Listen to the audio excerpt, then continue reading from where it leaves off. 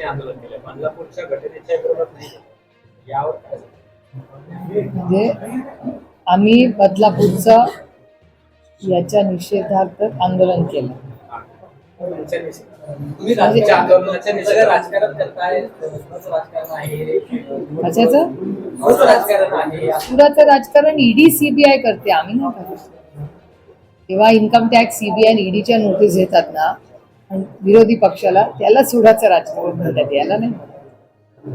या सगळ्या बदलापूर घटनेचं राजकारण केलं जातंय, महाविकास आघाडी केलं जातंय, हे राजकारण थांबवावं म्हणून त्यांनी हे आंदोलन. लोकशाही आहे, जसं आम्हाला आंदोलन करायचा अधिकार आहे तसा त्यांनाही आहे. आणि एका गोष्टीचं मला समाधान आहे की भारतीय जनता पक्ष ज्यांनी एक कायदा आणला होता विधान भवनमध्ये की जर आंदोलन केलं आणि सरकारला ते अयोग्य वाटलं तर 5-6 वर्षाची जेल लोकांना होऊ शकतं, असा एक कायदा आणला होता. भयानक कायदा होता.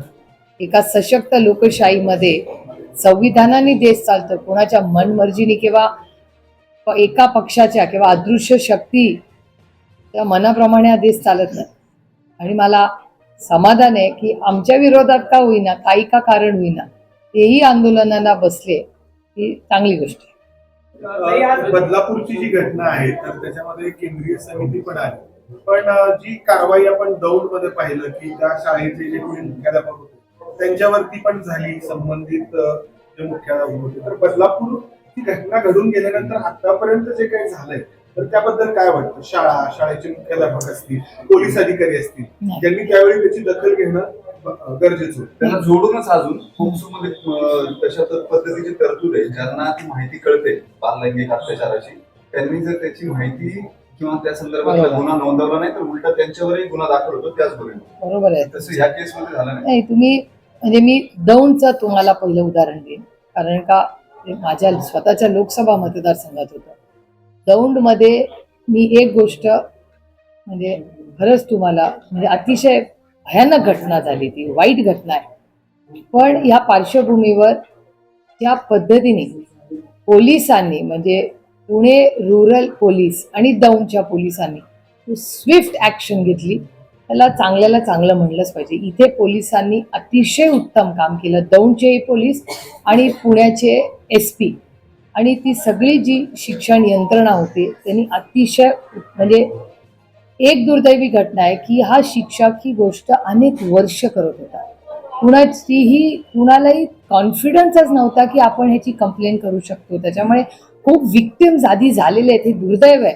आणि त्याची नैतिक जबाबदारी मीही घेते, कारण का या समाजाची एक लोकप्रतिनिधी मी. आम्ही कदाचित कुठे कमी पडलो असो की लोकांमध्ये कॉन्फिडन्स आणण्यामध्ये की एखादी अशी चुकीची घटना घडली तर घटना घडल्या त्या व्यक्तीला वाटलं पाहिजे की अरे हे काहीतरी चुकीचं होत आहे, मी बोललं पाहिजे. समाजात साधारणपणे आपण सगळे लाजतो अशा गोष्टी की नको बाबा जाऊ दे, विषय संपून टाका. आणि हेच दौंडमध्ये झालं. या शिक्षकांनी अनेक वेळा अशा कंप्लेंट जेव्हा आल्या त्या आपापसात चर्चा झाली आणि सांगण्यात आलं नको आपापसात मिटवूया, आपापसात मिटवण्यातच इतकी वर्ष गेली. पण त्या पालकांचं खरंच आपण कौतुक केलं पाहिजे की त्यांनी हिंमत दाखवली, ते आले बाहेर, कंप्लेंट केली आणि पोलीस यंत्रणेने जे अतिशय उत्तम काम केलं. असं जेव्हा पोलीस करेल आणि त्याला फास्ट ट्रॅक कोर्टमधून शिक्षा होईल तेव्हा एक समाजात मेसेज जाईल की अशा गोष्टी याचा निषेध आपण केला पाहिजे. बाहेर येऊन बोला, तुमची कुठलीही बदनामी होणार नाही, कुणालाही कळणार नाही. आणि ह्याच्यात मीडियाचाही मी वारंवार याचा उल्लेख करते की मीडियाचा खूप मोठा रोल आहे की एक दबाव तंत्र पण की ही चुकीची गोष्ट दाबली जाणार नाही. दौंडमधल्या सगळ्या पत्रकारांचं कौतुक केलं पाहिजे. आणि त्याचबरोबर महत्त्वाची गोष्ट की पत्रकारांनी कोणीही त्या विक्टिमच्या घरी कोणी गेलं नाही आहे, त्याची स्टोरी म्हणजे मलाही माहिती नाही विक्टिम कोण. मी काल दौंडमध्ये घेतले, सगळा आढावा बसून 2-3 तास घेतला, पण मीही विचारलं नाही आणि मला कोणीही माहिती दिली नाही. आणि मी त्या विक्टिमच्या घरी पण गेले नाही, काही नाही, कारण का आम्ही गेलो की चर्चा होणार, चुकून एखादी बातमी लीक होणार. त्याच्यामुळे माध्यमांनी बदलापूरची केस, दौंडची केस या सगळ्यामध्ये जी माणुसकी तुम्ही दाखवली आहे, जो संवेदनशीलपणा मीडियाने दाखवला, हा खरंच कौतुकास्पद आहे. आणि आपण सगळ्यांनी, हा काही राजकीय विषय नाही, आपण सगळ्यांनी मिळून ह्या अशा ज्या केसेस होतात त्याच्यामध्ये आपण बाहेर येऊन एकामेकाला कॉन्फिडन्स दिला पाहिजे की ह्या गोष्टी होतात. आता आपल्याला आठवत असेल एक मीटू नावाचं एक मोठं ते जगभर झालं होतं आणि अनेक महिला ज्या तुमच्या आणि माझ्यासाठी आपल्याला वाटतं अरे खूप मोठ्या पदावर आहेत, त्यांनाही असं झालेलं आहे. त्यामुळे त्या जेव्हा येऊन मीटू मलाही हे झालंय हे जेव्हा सांगतात तेव्हा बाकीच्यांचाही आत्मविश्वास वाढतो. म्हणजे मी दीपिका पदुकोणांचं तुम्हाला उदाहरण देते. त्या जेव्हा डिप्रेशनबद्दल बोलल्या तेव्हा अनेक लोकांना असं वाटायला लागलं की it's okay to talk about mental.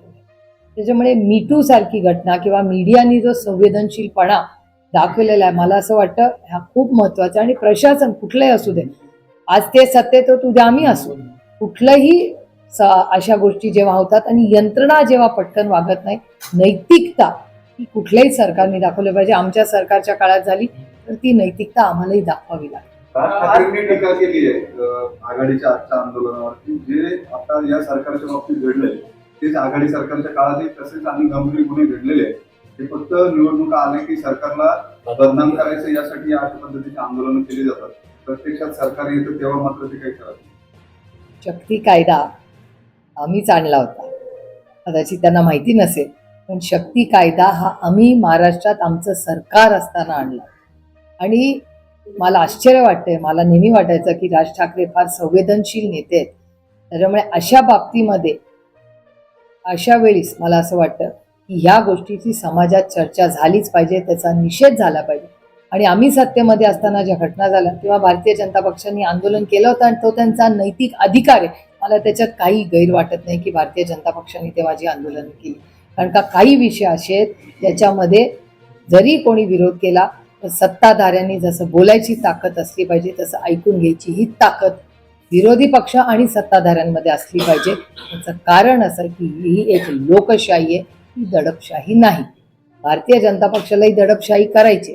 मी बघता त्यांची किती कृती आहे, ही अनेक गोष्टी मी तुम्हाला सांगू शकते भारतीय जनता पक्षाच्या किंवा NDA समाजात चर्चा झालीच पाहिजे, त्याचा निषेध झाला पाहिजे.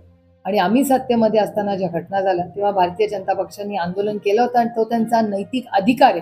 मला त्याच्यात काही गैर वाटत नाही की भारतीय जनता पक्षाने तेव्हा जी आंदोलन केली, कारण का काही विषय असे आहेत त्याच्यामध्ये जरी कोणी विरोध केला तर सत्ताधाऱ्यांनी जसं बोलायची ताकद असली पाहिजे तसं ऐकून घ्यायची ही ताकद विरोधी पक्ष आणि सत्ताधाऱ्यांमध्ये असली पाहिजे. त्याचं कारण असं की ही एक लोकशाही आहे, ही दडपशाही नाही. भारतीय जनता पक्षालाही दडपशाही करायची. मी बघता त्यांची किती कृती आहे, ही अनेक गोष्टी मी तुम्हाला सांगू शकते भारतीय जनता पक्षाच्या किंवा NDA सरकारच्या, या अनेक वेळा संविधानाच्या चौकटीच्या बाहेर जाऊन लादायचा प्रयत्न करत असतात. त्याच्यामुळे मला असं वाटतं आंदोलन करायचा हा अधिकार हा प्रत्येकाला आपल्या लोकशाहीमध्ये आपल्या संविधानाने दिलेला आहे, त्याच्यात काही गैर नाही. आणि ते आम्ही सत्तेत असू, जर भारतीय जनता पक्षाने आंदोलन केलं आम्ही काय त्याचा विरोध करणार नाही. ठीक आहे, त्यांना जसं आम्ही सत्तेमध्ये आहोत तसं एक चांगल्या सरकारने ऐकून घ्यायची ताकद असली पाहिजे.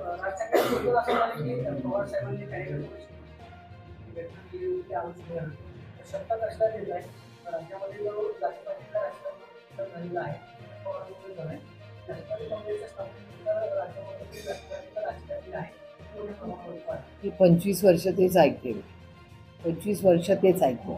आणि ही एक लोकशाही आहे, त्यांना बोलायचा अधिकार आहे. आणि ते झाल्यावर हेडलाईन झालीच ना.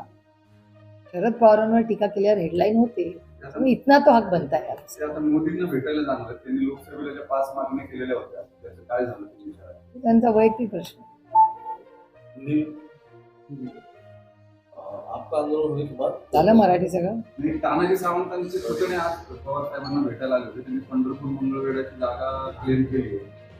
त्यामुळे काय नेमकं झालंय ते माहिती आहे? नाही, मला याची काय माहिती नाही बाबा. बरेच लोक आदरणीय पवार साहेबांना भेटायला येत असतात, त्यामुळे प्रत्येक गोष्टीमध्ये काही राजकारण वगैरे बघणं मला काही वाटत नाही. अनेक वेळा लोक भेटायला येत असतात. समर्जित गाडगे आणि हर्षवर्धन पाटलांबद्दल पण बोललं जाते. तुम्ही पण परवा इंदापूरमध्ये म्हटले की मी भेटते कारण माझे त्यांचे संबंध आहेत. नाही, समर्जित गाडगे आणि हर्षवर्धन पाटील या दोन्ही कुटुंबांचे माझे अनेक दशकाचे संबंध आहेत.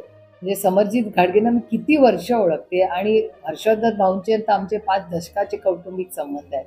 पण कौटुंबिक संबंध पाळण्याची जबाबदारी दोन्ही बाजूने असते आणि ते भाऊंनीही पाळले. जरी भाऊ एका वेगळ्या विचाराच्या पक्षात आज काम करत असले तरी हर्षवर्धन भाऊच्या सगळ्या कुटुंबाचे आणि आमचे संबंध दोन्ही बाजूनी जपले गेलेले आहेत. आणि समर्जित गाडगेंची तीच केस आहे. पण समरजित गाडगेंवर जो अन्याय झाला आणि ज्या पद्धतीने म्हणजे मलाही आश्चर्य वाटलं ते स्टेटमेंट वर्तमानपत्रात वाचलं, मी काय ऐकलेलं नाही कुठल्या चॅनलवर, पण आज वर्तमानपत्रात बातमी अशी आली की भारतीय जनता पक्षाचे अध्यक्ष महाराष्ट्राचे असं म्हणाले, असं मीडिया रिपोर्टिंग आहे, माझं म्हणणं नाही. तर त्यांना विचारलं तर मी मीडियामधलं वाचून बोलते. त्यांनी असं त्यांच्या स्टेटमेंटला रिपोर्ट झालेला आहे की आमची आघाडी झाली आहे, त्याच्यामुळे काही सीट्स आम्हाला सोडता नाही, ज्याला राहायचंय त्यांनी ज्यांनी जायचंय ते जाऊ शकतात, असं स्टेटमेंट भारतीय जनता पक्षाच्या अध्यक्षांनी केलं, असं मीडियामध्ये रिपोर्ट झालं. असं असेल तर खूप दुर्दैवी आणि हे हर्षवर्धन भाऊंच्या बद्दल आलं. त्याच्यामुळे मलाही वाईट वाटलं की हर्षवर्धन भाऊ हे राज्याचे मोठे नेते, खूप मोठं सहकारमध्ये त्यांचं योगदान राहिलेलं आहे. अशा मोठ्या नेत्याबद्दल असे उद्गार भारतीय जनता पक्षाच्या अध्यक्षांनी काढणं हे वेदना देणारं आणि अस्वस्थ करणारं. समर्जित गाडगेंच्या बाबतीत तसंच आहे. तर म्हणजे त्या वर्षांची कौटुंबिक संबंध आहेत तर पुन्हा नाही, माझे सगळ्यांचीच संबंध. मी सगळे कोणी कुठल्या पक्षात असलं तरी मी संबंध तोडत नाही, कारण का एवढी मला वाटतं वैचारिक प्रगल्भता आपल्यात असलीच पाहिजे. समर्जित गाडगेंच्या मतदारसंघातल्या त्यांच्या सगळ्या कार्यकर्त्यांचं म्हणणं आहे की तुतारी हातामध्ये घेतली. समरजित घाटगे हे खूप टॅलेंटेड आहेत, अनेक वर्ष खूप चांगल्या पद्धतीने त्यांनी चांगलं काम केलेलं, आणि एखादा युवा काहीतरी नवीन चांगलं महाराष्ट्रात नवीन नेतृत्व देऊ पाहत असेल तर त्याचं अर्थातच आपण स्वागतच केलं पाहिजे. हर्षवर्धन पाटलांसोबत कसं आहे, कार्यकर्ते पण म्हणतात तुतारी हातात घ्या. माझ्या कानावर काय आलेलं नाही, मी कालच इंदापूरला होते, असं माझ्या काही कानावर आलेलं नाही. पण भाऊ हे खूप मोठे राज्याचे नेते आहेत आणि योग्य तो निर्णय भाऊ नक्कीच घेतील, जो राज्याच्या हिताचा असेल. एक म्हणलं का याच्यामध्ये एसटी मधला एक विषय आहे, तुम्ही ट्विट पण केलं होतं त्याबद्दल की जी अनुदानाची योजना आहे ज्येष्ठ नागरिकांसाठी, तर त्याचे पैसे एसटी महामंडळाने घेतलेले आहेत आणि त्याच्यामध्ये काही गैरप्रकार आढळलेले आहेत. मी तो चॅनलवरच ती बातमी पाहिली. खरं तर फार म्हणजे अस्वस्थ करणारी बातमी होती की असे रॅकेट कसं काय चाललंय. पण मला वाटतं सरकारकडून एक स्टेटमेंट आलेलं आहे की त्याची ते इन्क्वायरी करतील. मी त्या इन्क्वायरीची वाट बघते, कारण का स्टेट ट्रान्सपोर्ट ही अतिशय महत्त्वाचे ह्या राज्यातले. म्हणजे मला खूप वेळा हे माझ्याही लोकसभा मतदारसंघात दिसतं. मी भोरचं उदाहरण देते. एक 8 दिवसापूर्वी मी जेव्हा भोरमध्ये होते, सगळे युवक आणि युवती ते एवढीच मागणी करत होती की बस वेळेवर येऊ द्या. तासन तास मुलं ताटकळत बसतात. माझा मेट्रोला विरोध नाही, पण ह्या सरकारकडे जर 18,000 कोटी रुपये तर पुण्याच्या मेट्रोसाठी असतील तर 500 किंवा 1,000 कोटी मी नाही का आमच्या गरीब कष्ट करणाऱ्या पोरांसाठी देऊ शकतो. एसटी महामंडळासाठी का नाही एक पॅकेज देते सरकार? मी किती वर्ष मागणी करतो. काही दादा म्हणतात बारामती लढवण्याची काही मला इच्छा नाही. इंटरेस्ट नाही, म्हणजे 7-8 वेळा लढले आता. मला याची काय माहिती नाही.